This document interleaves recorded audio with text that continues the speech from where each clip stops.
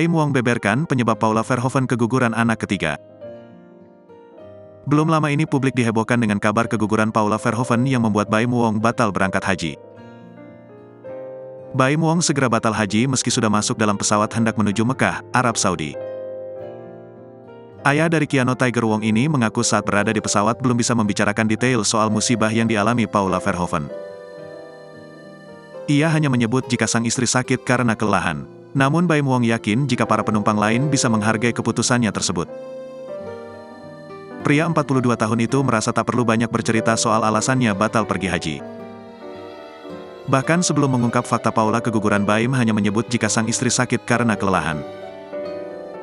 Baim justru mengambil sisi positif karena bisa menemani sang istri yang tengah sakit pasca jalani kuret. Namun Baim akhirnya memutuskan untuk cerita ke publik lantaran beredar kabar yang kurang menyenangkan tentang keputusannya batal ibadah haji.